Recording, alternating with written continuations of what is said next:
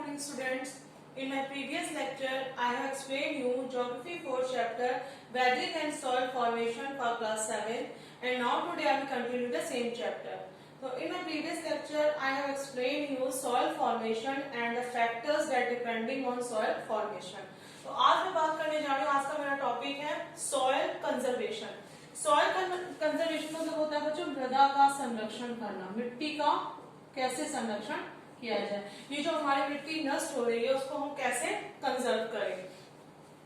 Soil conservation is an effort made by man to prevent soil erosion. जैसा कि मैंने बताया था कि soil erosion क्या होता है. Soil erosion is a process that removal of the top layer of the soil by blowing wind और flowing water. मतलब कि मिट्टी की ऊपरी सतह का तेज पानी और हवा के द्वारा अपने स्थान से हट जाना या कट जाना हमारा क्या कहलाता है, सॉइल इरोशन कहलाता है, भूमि कटाव कहलाता है. तो अब हम बात करने जा रहे हैं कि सॉइल को कंजर्व कैसे किया जाए. तो soil conservation is an effort made by man to prevent soil erosion to retain the fertility of the soil. तो क्या होता है कि हमको मिट्टी के उपजाऊपन को बनाए रखने के लिए क्या हो जाता है कि मिट्टी को संरक्षित करना बहुत जरूरी हो जाता है. तो एज यू ऑल नो कि soil is our natural resource and it is very important for the national economy of the country. It ensures prosperity in agriculture, economic development and industrial development of the country. तो अब हम बात करते हैं कि what are the measurement to prevent the soil erosion. तो ऐसे कौन से उपाय करने चाहिए जिससे कि हम भूमि के कटाव को रोक सकें. तो सबसे पहले बात करते हैं अफॉरेस्टेशन. अफॉरेस्टेशन मतलब होता है बच्चों की बड़ी मात्रा में पेड़ों का लगाया जाना. So the best way to prevent soil erosion is increasing areas under forest. तो सबसे ज्यादा महत्वपूर्ण उपाय क्या है कि सॉइल इरोशन को रोकने का कि ज्यादा से ज्यादा पेड़ लगाए जाएं और बहुत बड़ी मात्रा में जो पेड़ों को काटा जा रहा है, felling of trees should be stop. Second हमारा मेजरमेंट आता है टू चेक ओवर ग्रेजिंग. तो the grazing grazing lands and forest by animals, especially sheep and goat, should be stopped. तो grazing lands जो forest हैं जिनको कि animals grazing करते हैं, especially goat और sheep के द्वारा जिनको grazing किया जाता है उसको रोकना चाहिए. Separate grazing fields should be provided. Separate grazing fields को provide करना चाहिए. Now next, constructing dams. तो constructing dams क्या होता है बच्चों? Much of the soil erosion by floods can be checked by the constructing of dams. तो बहुत ज्यादा जो सॉइल इरोशन होता है बाढ़ के आने से, मतलब जब बाढ़ आती है तो बहुत तेजी से क्या होने लगता है, पानी का फ्लो होता है जिससे क्या हो जाता है, हमारी मिट्टी कट जाती है. तो most of the soil erosion by floods can be checked by constructing dams. तो डैम्स के कंस्ट्रक्शन से हम क्या कर सकते हैं कि सॉइल इरोशन को होने से रोक सकते हैं. This checks the flow of the water and thereby saves soil from erosion. Now next, improved techniques of agriculture. Agriculture में हम अच्छे तरीके अपनाकर soil को eroded होने से रोक सकते हैं. तो सबसे पहले क्या होता है, contour method of plowing checks the soil erosion. Crop rotation checks the soil erosion. मतलब पंक्ति पर अगर हम पौधों को लगाएं तो उससे हम क्या कर सकते हैं, सॉइल को इरोशन होने से रोक सकते हैं. Plantation of cover crops also check the soil erosion. Stop shifting cultivation और झूमिंग कल्टीवेशन. जो हम लोग झूम खेती करते हैं जिसको कि बर्न और स्लैश एग्रीकल्चर भी कहा जाता है, उसके कल्टीवेशन को रोकना चाहिए. तो अगर हम इन मेजरमेंट को अगर अपनाएंगे तो we can easily prevent the soil erosion and retain the fertility of the soil. तो कौन से मेजरमेंट है बच्चों? Afforestation to check overgrazing, construction of dams, improved techniques of agriculture that is included in contour method of plowing, crop rotation, plantation of cover crops and stop shifting cultivation और झूमिंग cultivation. अब हम बात करने जा रहे हैं बच्चों वेदरिंग. तो वेदरिंग मतलब होता है जिसको हम लोग हिंदी में बोलते हैं अपशाई.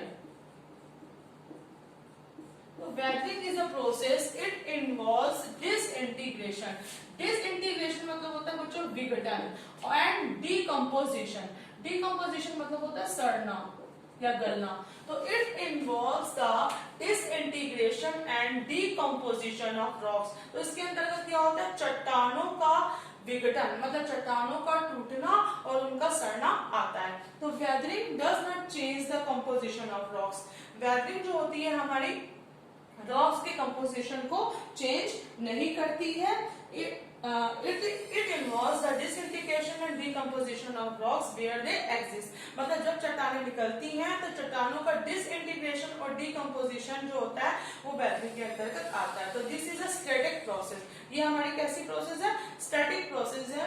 Weathering is important as it leads the formation of soil. तो हम हमारी पृथ्वी की सतह पर our earth crust is undergoing constant change as a result of various process. तो हमारी पृथ्वी की सतह पर बहुत परिवर्तन होते रहते हैं प्रोसेस की वजह से, इंटरनल और एक्सटर्नल प्रोसेस की वजह से हमारे अर्थ क्रस्ट पर, हमारी पृथ्वी की सतह पर लगातार क्या होते रहते हैं बच्चों, चेंजेस होते रहते हैं। तो while internal process like tectonic movements leads to the formation of various landforms. तो टेक्टोनिक इंटरनल प्रोसेस में क्या होता है कि टेक्टोनिक मूवमेंट्स मतलब प्लेटों के खिसकने की वजह से बहुत से लैंडफॉर्म्स हमारे क्रिएट हो जाते हैं। और एक्सटर्नल फोर्स में क्या होता है, एक्सटर्नल फोर्स हमारी कंस्ट्रक्टिव भी होती है और डिस्ट्रक्टिव भी होती है। और इसमें हमारा क्या होता है, इसमें हमारा डेनोडेशन और डिपोजिशन की प्रोसेस इंक्लूड होती है। तो इंटरनल प्रोसेस में क्या होता है, टेक्टोनिक मूवमेंट्स की वजह से बहुत से लैंडफॉर्म्स बन जाते हैं, जैसे कि प्लेन, प्लेट्यूज, इस तरह से हमारे क्या बन जाते हैं, बहुत सी लैंडफॉर्म्स क्रिएट हो जाती हैं। और इंटरनल प्रोसेस, एक्सटर्नल प्रोसेस में क्या होता है, एक्सटर्नल प्रोसेस में हमारा ये होता है कि दोनों जो हमारे प्रोसेस होती हैं, कंस्ट्रक्टिव और डिस्ट्रक्टिव दोनों प्रोसेस इंक्लूड होती हैं। तो वेदरिंग में जैसे कि मैंने बताया, वेदरिंग में क्या होता है, it involves the disintegration and decomposition. तो इसमें चट्टानों का विघटन और उनका सड़ना आता है। Weathering is a static process. It is very important as it leads the formation of the soil, क्योंकि इससे क्या होता है, सॉइल का फॉर्मेशन होता है। तो अब हम बात करने जा रहे हैं कि टाइप्स ऑफ वेदरिंग। तो there are 3 types of weathering, mechanical weathering, chemical weathering and biological weathering. तो सबसे पहले हम बात करते हैं मैकेनिकल वेदरिंग। तो बच्चों मैकेनिकल वेदरिंग क्या होता है, इसके बारे में हम बात करने जा रहे हैं।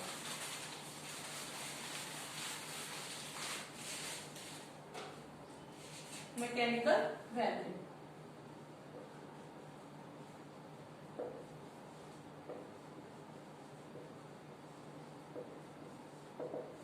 तो मैकेनिकल वेदरिंग क्या होता है, it is responsible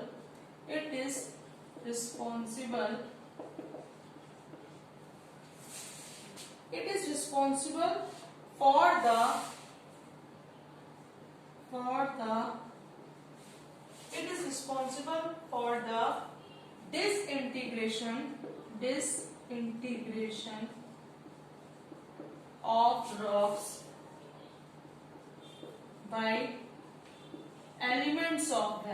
by elements of weather, like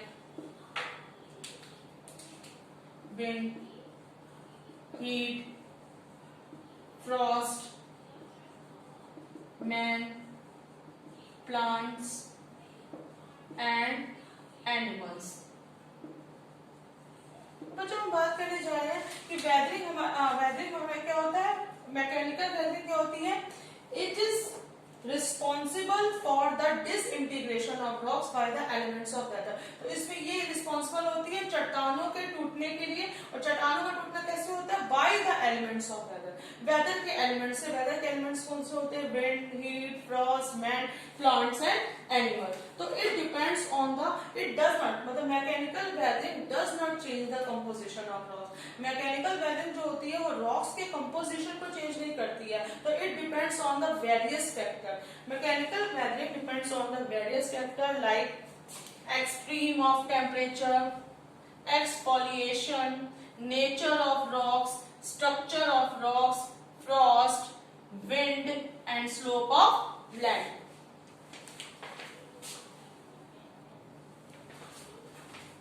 तो बच्चों हम बात करने जा रहे हैं फैक्टर्स अफेक्टिंग मैकेनिकल वैल्यू। तो मैकेनिकल वैल्यू को ऐसे कौन से फैक्टर्स अफेक्ट करते हैं? तो सबसे पहले हम बात करने जा रहे हैं एक्सट्रीम ऑफ टेम्परेचर, मतलब टेम्परेचर की बहुत ज्यादा एक्सट्रीमनेस होने से। तो उसमें क्या होता है बच्चों, the sandy arid and semi arid regions are heated intensely during the day. तो सैंडी मतलब कि बहुत रेगिस्तान वाले क्षेत्रों में, और एरिड और सेमी एरिड रीजन्स में क्या होता है, जो बहुत ज्यादा दोपहर के टाइम क्या होता है बच्चों, हीट होती है, गर्मी होती है, and loss heat rapidly during the night. और लेकिन रात के समय क्या हो जाता है, एकदम ठंड हो जाती है। तो इसका क्या होता है कि hence the general range of temperature is very high. So this cause expansion of rocks during the day and contraction of rocks during the night. तो इसकी वजह से क्या हो जाता है कि मतलब दोपहर में बहुत गर्मी होती है और रात में बहुत ठंड होती है, जिसकी वजह से क्या हो जाता है कि रॉक्स का जो एक्सपेंशन होता है, एक्सपेंशन मतलब बच्चा फैलना, तो चट्टाने क्या होने लगती है ड्यूरिंग द डे। तो rocks are expanded during the day. तो दोपहर के समय क्या हो जाता है, हमारी जो चट्टाने होती है, रॉक्स होती है, वो एक्सपेंस होने लगती है, फैलने लगती है। And contraction of rocks during the night, और रात के टाइम क्या हो जाती है, उनमें कंट्रैक्शन होने लगता है, मतलब संकुचन होने लगता है, सिकुड़न होने लगती है। तो this cause expansion and contraction of rocks, expansion of rocks during the day and contraction of rocks during the night. तो now next is exfoliation. So the change of temperature during summer and winter, and in the case of arid region during day and night, cause expansion and contraction in the rock surface. This causes the rocks to break up. तो expansion और contraction होने से क्या हो जाता है, चट्टाने क्या होने लगती है बच्चों, टूटने लगती है। Now next factor is nature of rock. Rock का नेचर कैसा है? तो nature of rock refers to the composition of rock. तो रॉक का नेचर किसको रिफर करता है, रॉक के कंपोजिशन को रिफर करता है। मतलब some rocks are very soft, some rocks are very hard, some are soluble and some are insoluble. Soluble मतलब होता है बच्चों घुलनशील, और कुछ चट्टानें हमारी क्या होती है, अघुलनशील। तो हेंस मैकेनिकल वेदरिंग जो होती है, mechanical weathering take place in soft and soluble rocks more easily than in a hard और insoluble rocks। तो मैकेनिकल वेदरिंग क्या करती है, सॉफ्ट चट्टानों को कठोर चट्टानों में क्या कर देती है, परिवर्तित कर देती है। Now next structure of rock. The texture and structure of rocks also affect the process of weathering. तो स्ट्रक्चर ऑफ रॉक्स का भी जो होता है वो भी वेदरिंग के प्रोसेस को अफेक्ट करता है। Example, vertically change layer of rocks are more sensitive to weathering compared as horizontally layered of rocks। तो vertically layered जो रॉक्स की होती हैं वो बहुत ज्यादा ससेप्टिबल होती है, बहुत ज्यादा सेंसिटिव होती है horizontally arrange layer of rocks के कंपैरेटिवली।